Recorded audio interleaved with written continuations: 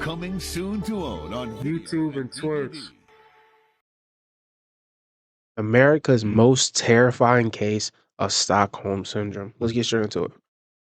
Throughout their rich and Oh, storied my phone, let me turn it up. the United States' Federal Bureau of Investigation has examined a multitude of frightening and unsettling crimes. The mafia, But nigga. in the mid-1970s, the FBI was tasked with investigating a series of violent incidents that had captured the attention of the American public. It was a story of alleged brainwashing, militant politics, and innocence lost. It raised questions that have remained unanswered even all these years later. This is the story of Patty Hearst.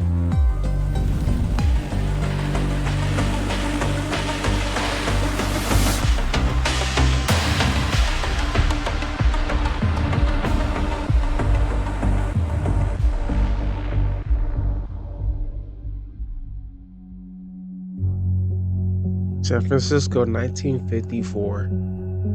Patricia Campbell Hearst was born in San Francisco on February 20th of 1954 and was a granddaughter of billionaire media mogul William Randolph Hearst.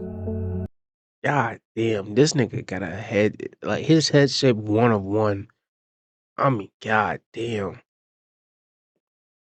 I'm sorry, but yeah, if y'all watch Spy Kids, I think the first one where the dude was transforming like the people's bodies, he looked like one of them niggas. Oh my At the God. time of his passing in 1951, William Hearst's assets were valued at the modern equivalent of $330 billion. Damn. William's vast wealth made his family one of the richest in the world, Shit. and with money Give me that. came fame. Shit, nigga, let me hold 150 billion. Yeah, you don't need all that. Let me hold some of that. By the mid-70s, the Hearsts were a household name throughout the state of California, synonymous with old money, excess, and the trappings of capitalism. Some found their story to be inspirational, regarding Hearst as the personification of the American dream. But their billions also made them a target for those with sinister intentions. Yeah, your security not one of one, top tier, and nigga, that shit gonna be like the purge. Yeah, you gonna have these niggas, not niggas. You gonna have these people ravishly trying to run in your house, possibly kill you for that money. On February 4th of 1974, Patty was a 19-year-old college sophomore, living with her fiancé in an apartment on Berkeley's Bienvenue Street. She tended not to flaunt her family's name or status among her social circle, but Well, she too humble. She overly humble. She's staying in the apartment. Her daddy got $330 billion sitting in the bank. She overly humble. regardless, once one or two of her neighbors figured out exactly who she was, people began to talk. It was hot gossip that a member of the esteemed Hearst family was living in a hippie hole like Berkeley. But for the most part, the neighborhood greeted the news with either curiosity or indifference. There was no perceived threat to Patty's safety, and No perceived threat. Fuck, nigga, they hold her hostage. unlike some other members of the family, Patty did not have a bodyguard or any other kind of personal security. Oh my When this God. came to the attention of certain malevolent and delusional individuals, a Yup. plan was hatched. One which led to a group of armed thugs invading Patty's apartment at around 9 p.m. on the evening of February 4th. They began viciously assaulting Patty's fiancé, with one of their number choking her unconscious before she was thrown in the trunk of her kidnapper's car. Then, once their target was secure, the kidnappers simply took off in their vehicles, with Patty Told you as she was their gonna get prisoner. kidnapped. The next time the trunk was opened, Patty had regained consciousness, and she was told that she'd be shot dead if she screamed or attempted to escape. Her captors then gagged her, blindfolded her, and carried her from the trunk into a makeshift cell somewhere far from prying eyes. After a brief period of captivity, Patty's kidnappers explained that she was now a hostage and that their ransom demands would be announced shortly. But unlike any other criminal organization, whose members would rather mask their identities, Patty's kidnappers were only too happy to explain that she had been taken prisoner by the Symbionese Liberation Fuck. See, I would have refused if I was Patty in that situation. I would have refused to listen to anything of who you are and what you did. Because once they know, you know who they are. It's now you into that territory of you can't leave. You can't leave here alive no more. An army.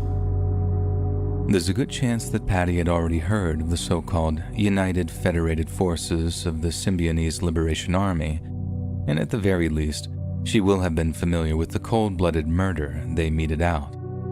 Just a few months before her kidnapping, Patty might have heard the news that Oakland's superintendent of public schools had been gunned down in public, with the assassin using cyanide-tipped bullets to guarantee the death of their target. God damn. FBI? Nigga, I know y'all shot this nigga like 20 times too. And you poison bullets? What did he do to deserve that? Been the work of the SLA, who explained to Patty that the Marcus Foster's murder had been part of a wider campaign to promote feminist, anti-racist, and anti-capitalist ideals. Oh, so that's why he got killed. Patty's kidnap was intended to leverage her family's political influence in order to free the SLA members who had been arrested for Foster's murder. Shortly after the SLA announced their list of demands, the state of California let it be known that under no circumstances would either of the SLA murder suspects be released.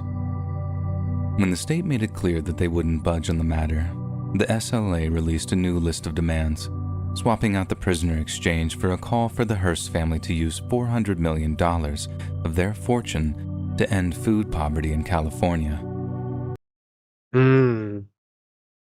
Fortune for a good cause. Well, shit. Had some stuck in my throat, pause. But what was I about to say? Oh, yeah. There's a good chance that the father says, fuck that, and he does not do any of that at all. I'm just keeping it a buck. And $400 million is not enough to feed everybody in LA. That y'all gonna be eating beans, toast, and war rations, nigga, MREs. In response, Like to cover everyone that is in demand of food and need for food. Nigga, you gonna be eating some freezer dry crackers. The Hearst family announced the creation of the $2 million relief fund called People in Need. The organization would set about feeding needy families in the Bay Area for a year. But once it was set up, Patty's kidnappers refused to release her, arguing that a paltry $2 million was just a fraction of their original demand. Yet as the Hearst family continued to negotiate for Patty's release, the Symbionese Liberation Army began a new phase of Patty's detainment: systematic brainwashing. Patty later said that for the first week of her capture, she was kept bound and blindfolded in a small, dark closet. She claims she was assaulted, tortured, and berated almost non-stop, and that at one point, her captors subjected her to a mock execution. Once her spirit was sufficiently broken, the SLA began to let Patty out of her makeshift prison cell in order to join their political discussions. If she showed an interest in their meetings and participated in discussions, she was given more food than her usual allowance, incentivizing her to educate herself on the subjects of their conversations. Around the same time, she was given several pieces of literature, including the SLA's manifesto and a small reading light, so she could continue her so-called political awakening from the confines of her cell. But I'm not gonna lie, they did this for no reason. Because the daughter already was living humbly in the apartment with her husband. She obviously ain't got the money the father got. So even if she did think politically the same way as you did, y'all on the same level of as in the money aspect. So yeah, and once again, it's his money, not her money. So the concept of thinking she gonna magically convince him to go spend all his money on the state is just, y'all dead just doing it for no reason. I'm surprised. Like, typically rich people like this, she 24 years old. typically rich jackasses that they say fuck that and I'm not paying, and they let the person that have hostage just kill him. After months of routine brainwashing techniques, Patty claimed that the SLA leadership presented her with an ultimatum. She was told that negotiations for her release had completely failed and that she had outlived her use to the organization. See, I was According just to saying. the SLA founder, Donald DeFries, this left the group with no choice but to execute her. However, there was one thing Patty could do to save her own life, and that was to enlist in the ranks of the SLA and pledge her undying loyalty to them. Yeah, for a week. Yeah, wait till I get away, nigga. I'm going straight to the police, nigga. Yeah, we gonna come get your ass. DeFries told me that the War Council was thinking about killing me unless I was with them, and that I better start thinking about that as a possibility, Patty later said. After that, I simply accommodated my thoughts to coincide with theirs. After Patty swore an oath to fight and die with her new comrades, her blindfold was finally taken off, and she greeted her former jailers for the first time. The mood was decidedly different, to say the least, and as those that had once tortured her now embraced her as family, Patty Hearst's brainwashing was complete. From then on, she was treated just like any other member of the group, and although she later claimed to have been acting out of a will to survive, Patty certainly played the part of the enthusiastic young revolutionary.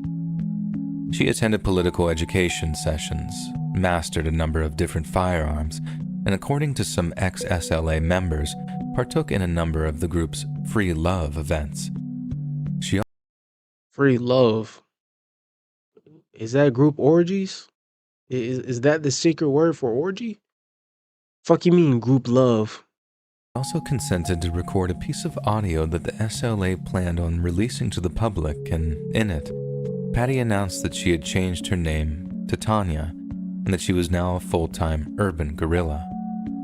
When the tape was released, it caused a wave of intense interest from local and national media, and it wasn't long before the FBI was called in to investigate. Then, on April 15th of 1974, just over 2 months after she first disappeared, a San Francisco branch of the Hibernia Bank became the target of an SLA robbery. The nation was stunned when a pale and gaunt Patty Hearst was recorded on the bank's surveillance cameras. According to one witness, God damn, nigga, this was the security cameras they had in the 50s? How could you even tell? she was wielding an assault rifle, and upon entering the bank she shouted, "I'm Tanya, up against the wall, now." The robbery ended up going horribly wrong when 2 bank customers, ignorant of the situation inside, walked into the bank to be greeted by a hail of bullets. Oh, The shit. bloodshed prompted a premature end to the robbery as the SLA members rushed to a nearby getaway car. The incident transformed Patty's public image from a former kidnap victim into a wanted criminal, and a judge approved a warrant for her arrest. God damn, 5'3", 110 pounds. She was dead ass a lightweight. Like, she featherweight. The wind can blow her ass away. Just over a month later, the manager of Amel's Sporting Goods in Inglewood observed a minor theft occurring in one of his stores. When the manager attempted to apprehend the suspected thief as he walked towards his van, a heavily armed Patty Hearst leapt from the vehicle and began firing a high-caliber rifle right into the air. This caused the manager to run for cover as the shoplifter hurled himself into the van's side door. Knowing that the police would be actively searching for them, Patty Hearst and her shoplifter comrade hijacked 2 different cars while holding each of the former drivers as hostages.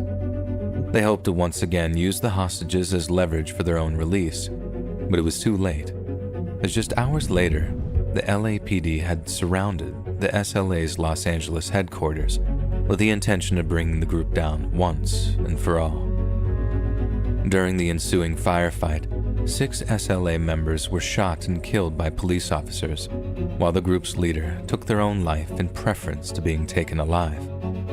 Wow. The murder of her comrades seemed to radicalize Patty even further, and in the aftermath of their funerals, she poured herself into the construction of improvised bombs, 2 of which were used in failed attempts to kill police officers in Yo, you can deadass get this level of brainwashed in 2 months. That's all it took? 2 months? August of 1975. Yet Patty's foray into bomb making would be her undoing, and evidence recovered from the 2 explosive devices led to her arrest in a San Francisco apartment on September 18th of 1975. Oh shit. As she was booked into jail, Patty supposedly listed her occupation as urban guerrilla and asked her attorney to relay the following message to the general public. "Tell everybody that I'm smiling," she said. I don't "That I look feel like free smile. and strong, and I send my greetings and love to all the sisters and brothers out there." When Patty was arrested, she was barely recognizable to the sweet young lady who had been kidnapped a year and a half. But it's like, obviously, I might have missed something with the SLA, but they're supposed to be this political, give back to the people, help the people, like movement group. But then they go out here, rob banks, shit look like a thrift store, probably not, but rob stores, shoot, they kill bank tellers, they shoot in the direction of the places they rob, that they steal cars from innocent civilians. It's like, at what point do you realize you're just pushing the version of your message you want out versus the actual helping of the people? I get like you're trying to help, you're trying to help to, make it better. You need money, so you're trying to help community versus harm the community. But it sounds like they're just not, I wouldn't say one-sided, but I feel like they're very blinded by everything else besides what they want. Like they're not even realizing what they're doing, or what they were doing. It's hard to Earlier. explain. She weighed a stick-thin 87 pounds, and a God damn, 87 pounds. That bitch is straight bones, no skin. psychologist noticed signs of severe mental impairment, later describing her as a low IQ zombie. Patty couldn't seem to remember large tracts of her life before joining the SLA, The low and IQ confessed zombies to being insane. plagued by horrifying nightmares which insane reflected her insult. time in captivity. At her trial for the Hibernia bank robbery, an unsympathetic judge dismissed any claim of brainwashing and ruled that Patty's taped and written statements were made on a completely voluntary basis. According to him, since she wasn't deemed to be suffering from any kind of recognizable mental illness, she was fit to stand trial. The judge also paid particular attention to a jailhouse recording of a visiting day conversation between Patty and a friend of hers, in which she used to speak of how her radical beliefs remained steadfast in the face of a lengthy prison sentence. Dr. Harry Kozel described Hearst as a rebel in search of a cause, and her participation in the Hibernia robbery had been an act of free will. Another psychologist was asked if Patty was in fear of death or great bodily injury during the robbery, to which she gave the resounding answer of no. Patty's own defense hinged on her claim that she had been suffering from the now famous Stockholm syndrome. Her attorneys argued that her SLA captors had demanded she appear enthusiastic during the robbery and warned she would pay with her life for any mistake. While in reference to the sporting goods robbery, Patty claimed that when it happened, I didn't even think. I just did it. And if I had not done it, and if they had been able to get away, they would have killed me. With regards to the public statements she made, Patty claimed that she had been writing the SLA version of events and had been punched in the face by one of her captors when she refused to be more militant in her words and actions. She also claimed to have been repeatedly violated by her captors for even the smallest of infractions. When news of these allegations reached the surviving SLA members, they were outraged and claimed that Patty had been in a romantic relationship with one of the men she'd accused. It was even alleged that Patty had been given a stone trinket by the man and had been This nigga low-key look like Tom Cruise. I might be tripping. so close to him that she kept the carving with her in her jail cell. This trinket was later paraded before the jury, who saw it as powerful evidence of Patty's deception despite claims she believed it was a pre-Columbian artifact of archaeological significance. Despite appeals for mercy, Patty was convicted of the bank robbery on March 20th of 1976 and was handed the maximum sentence of 35 years imprisonment.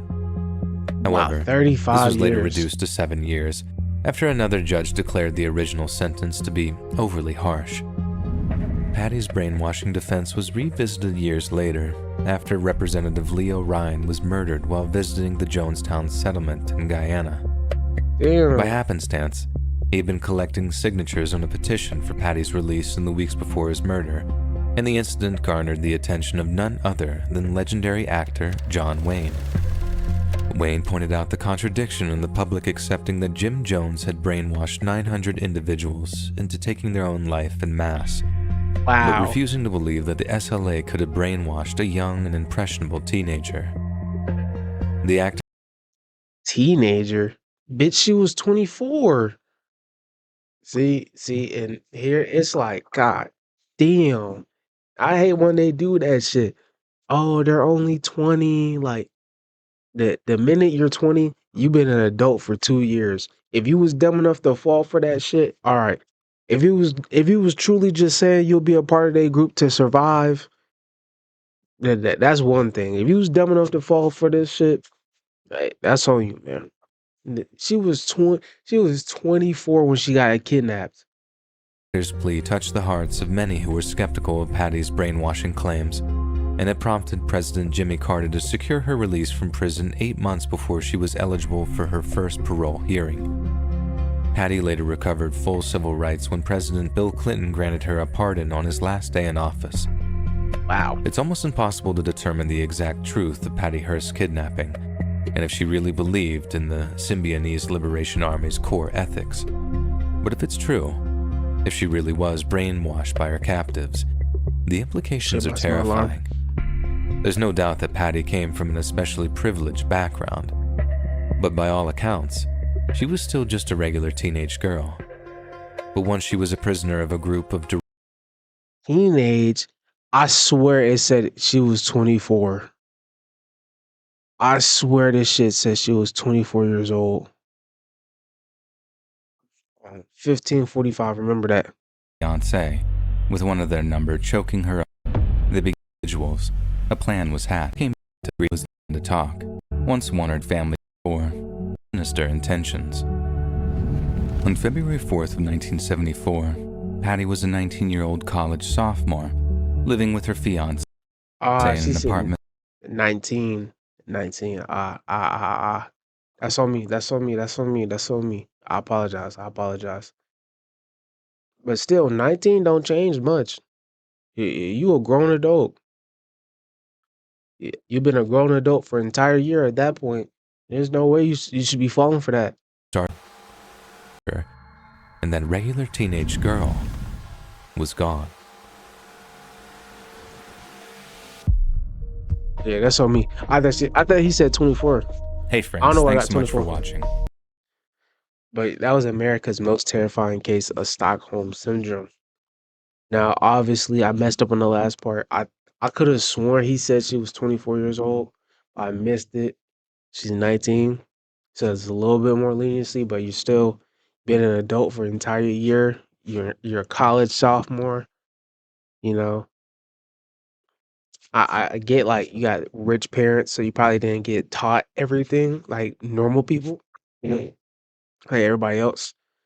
But it's like, damn, you feel me? We gotta build some common sense. You know, it's one thing to join these people because you just trying to escape.